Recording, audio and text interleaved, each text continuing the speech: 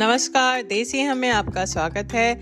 मैं प्राची चतुर्वेदी आप सबसे एक बहुत ही अच्छी कहानी साझा करना चाह रही हूँ। बताइएगा कैसी लगी। कहानी का शीर्षक है शांति की खोज। एक राजा था जिसे चित्रकला से बहुत प्रेम था।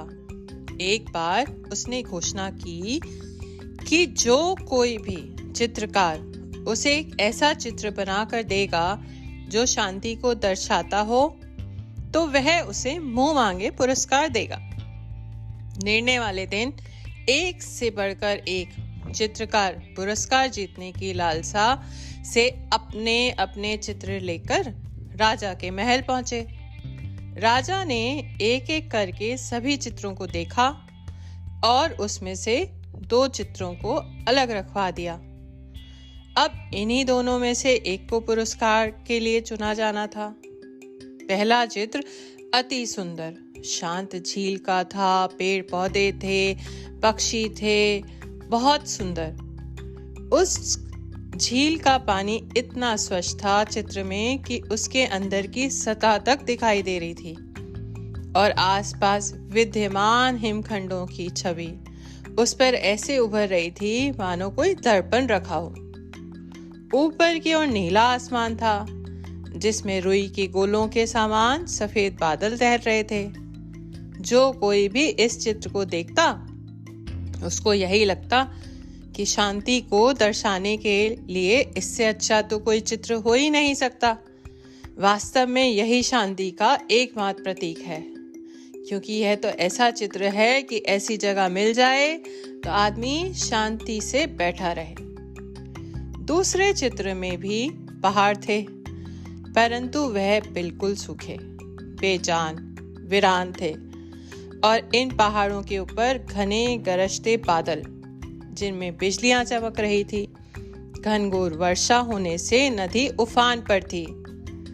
तेज हवाओं से पेड़ हिल रहे थे और पानी के एक ओर स्थित झरने ने रौद्र रूप धारण कर रखा था।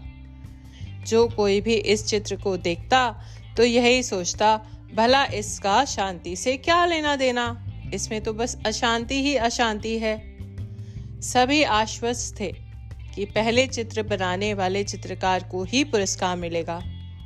तभी राजा अपने सिंहासन पर से उठे और घोषणा की कि दूसरा चित्र बनाने वाले चित्रकार को वह मुंह मांगा पुरस्कार देंगे। हर कोई आश्चर्य में था। पहले चित्रकार से रहा नहीं गया। वह बोला, लेकिन महाराज, उस चित्र में ऐसा क्या है जो आपने उसे पुरस्कार देने का फैसला लिया, जबकि हर कोई यही कह रहा है कि मेरा चित्र ही शांति को दर्शाने के लिए सर्वश्रेष्ठ है। महाराज ने बोला, आओ मेरे साथ। चित्रकार को अपने साथ चलने के लिए कहा। दूसरे चित्र के समक्ष पहुंचकर राजा बोले, झरने के बाईं और हवा से एक और झुके इस वृक्ष को देखो।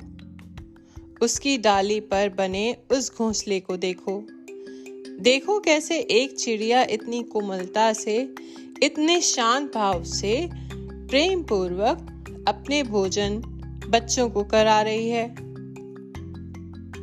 फिर राजा ने कहा, उपस्थित सभी लोगों को समझाया, शांत होने का अर्थ यह नहीं कि आप ऐसी स्थिति में हो जहां कोई शोर नहीं है, कोई समस्या नहीं है, जहां कड़ी मेहनत नहीं हो रही, जहां आपकी परीक्षा नहीं है। शांत होने का सही अर्थ तो वह है कि आप हर तरह, हर अवस्था में, हर व्यवस्था में अशांति, अराजकता के बीच होकर भी आप शांत रहें, अपने काम पर केंद्रित रहें, अपने लक्ष्य की ओर अग्रसर रहें। अब सभी समझ चुके थे कि दूसरे चित्र को राजा ने क्यों चुना। मित्रों, हर कोई अपने जीवन में शांति चाहता है, परंतु प्रायः हम शांति को कोई बाहरी वस्तु समझ लेते हैं और उसे दूरस्थ स्थलों में ढूंढते हैं, जबकि शांति पूरी तरह से हमारे मन की भीतरी की चेतना है।